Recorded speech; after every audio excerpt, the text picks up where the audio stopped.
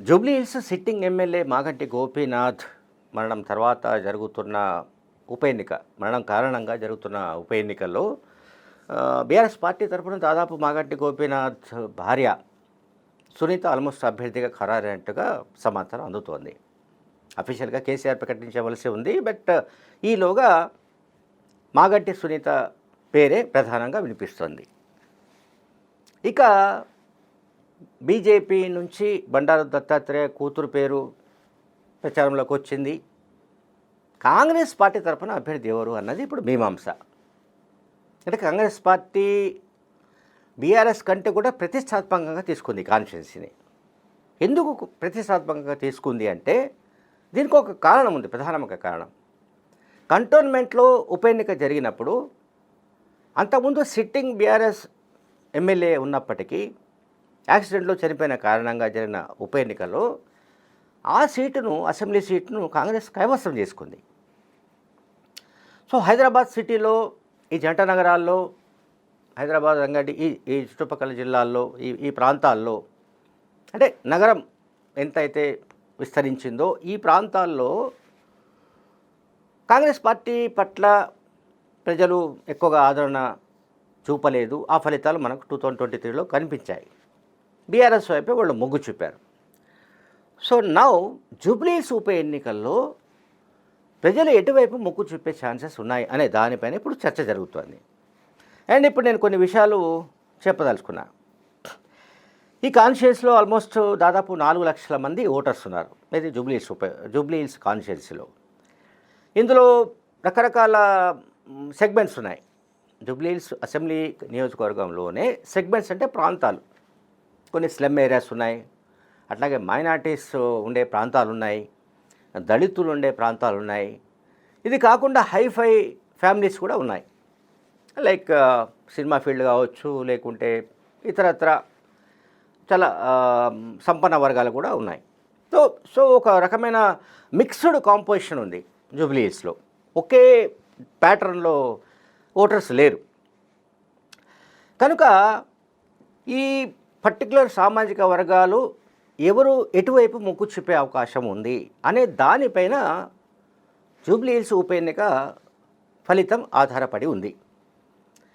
దీంట్లో అంటే దాదాపు 4 లక్షల మంది ఓటర్స్ ఉన్న జూబ్లీహిల్స్ కాన్స్టిట్యున్సీలో 1,25,000కు పైగా మైనార్టీలు ఉన్నారు. సో ఈ మైనార్టీల ఓటు బ్యాంకు కీలకమైనదిగా అన్ని పార్టీలు భావిస్తున్నాయి. ముఖ్యంగా బీఆర్ఎస్ అండ్ కాంగ్రెస్ బోత్ రెండు పార్టీలు భావిస్తున్నాయి.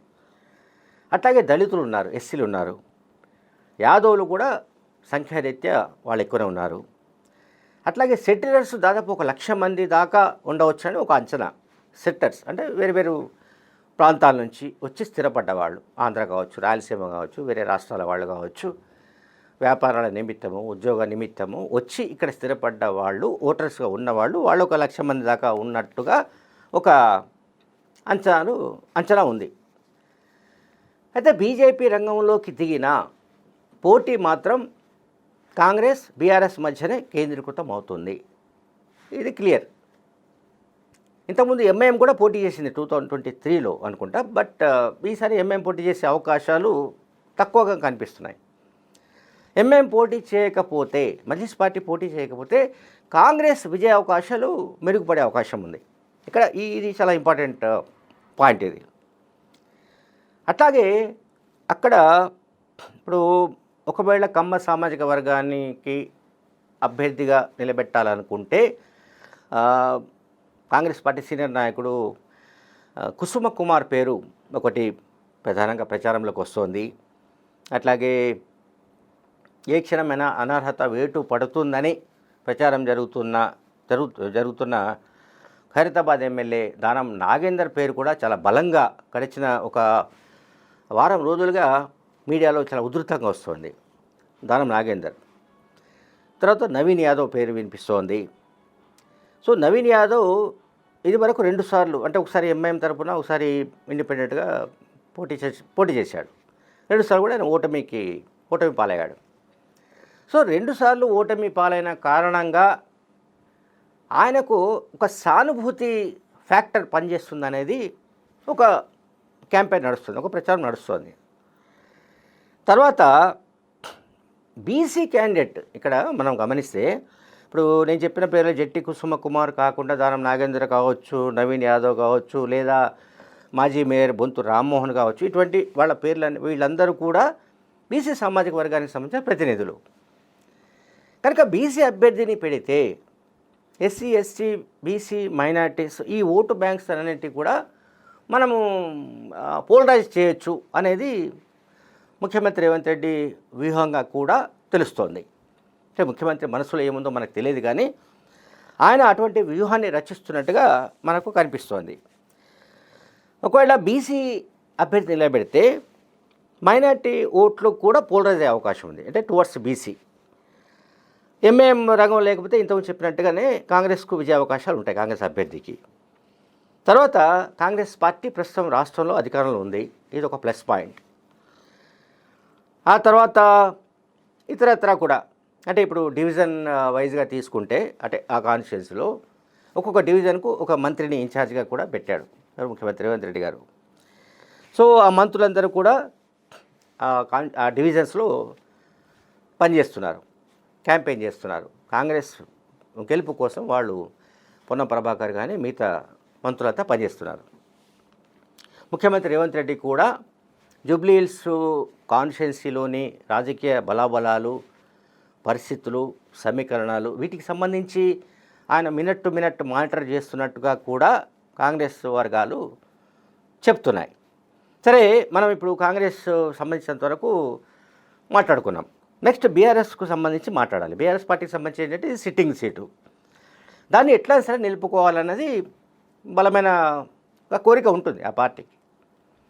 మేము 30-40 వేల ఓట్ల మెజార్టీతో గెలుస్తామని ఇప్పటికే BRS party working president KTR ప్రకటించిన విషయం మనకు తెలుసు. సరే, ఆయన చెప్పినట్లుగా ఫలితం ఉంటుందా లేదా అనేది ఫలితాల తర్వాత మనం చూడాలి. అదే సెంటిమెంట్ వర్కౌట్ అవుతుందా కాదా అనేది ఇక్కడ ఒక పాయింట్. సెంటిమెంట్ అంటే భర్త చనిపోయిన తర్వాత భార్యకు టికెట్ ఇస్తే, నిలబెడితే ఆమె గెలుస్తుందా లేదా అనే దానికి సంబంధించి చాలా రకాల విశ్లేషణలు ఉన్నాయి. ఏదో 1-2, 1-1/2 కొన్ని చోట్ల అటువంటి ఇష్యూస్ క్లిక్ అయినాయి, కానీ అదర్వైజ్ అంటే అవి క్లిక్ అయిన సందర్భాలు లేవు, అంటే సక్సెస్ అయిన సందర్భాలు లేవు. ఉదాహరణకు చెప్పాలంటే, ఫర్ ఎగ్జాంపుల్ మాజీ మంత్రి పడాయి భాస్కర్ చనిపోయినప్పుడు ఆయన భార్యకు టికెట్ ఇచ్చారు, ఆమె ఓడిపోయింది. అండ్ నాకు గుర్తున్నంత వరకు మంథనిలో మావోయిస్టుల చేతిలో చనిపోయిన జడ్పీటీసీ మలహర్ రావు భార్య నిలబెట్టారు, ఆమె ఓడిపోయింది. ఇటువంటి ఇన్సిడెంట్స్ కొన్ని ఉన్నాయి. అంటే భర్త ఏ కారణంగా చనిపోయినా ఆయన భార్య నిలబెడితే సెంటిమెంట్ వర్కౌట్ అవుతుంది అనేది ఒక జనరల్ పర్సెప్షన్, అది ఒక నానుడి లేదా ఒక రకమైన అంచనా, అభిప్రాయం. కానీ అది అన్ని సందర్భాల్లో వర్కౌట్ కానట్టుగా కూడా చరిత్ర చెప్తోంది. సో ఇప్పుడు ఈమెకు అంటే బీఆర్ఎస్ అభ్యర్థిగా మాగంటి సునీత బరిలో ఉంటే ఒకటి కమ్మ సామాజిక వర్గం నుంచి సపోర్ట్ లభిస్తుందన్నది బీఆర్ఎస్ పార్టీ అనుకుంటోంది. అట్లాగే మైనారిటీస్లో ఒక సెక్షన్ ఆమెకు సపోర్ట్ చేసే ఛాన్సెస్ ఉన్నాయని చెప్తున్నారు.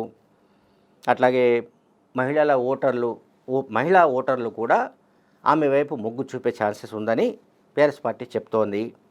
ఇంకా యాజ్ యూజువల్గా సెటిలర్స్ ఓటు బ్యాంకు కూడా అటువైపే షిఫ్ట్ అవుతుంది, కారు గుర్తుకే వాళ్ళు ఓటు వేస్తారన్నది బీఆర్ఎస్ పార్టీ ఆర్గ్యుమెంట్.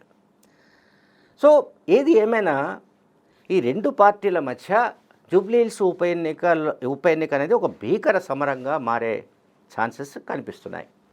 హోరాహోరీగా బీఆర్ఎస్ కాంగ్రెస్ మధ్య పోరాటం జరిగే అవకాశం ఉంది. Thank you very much.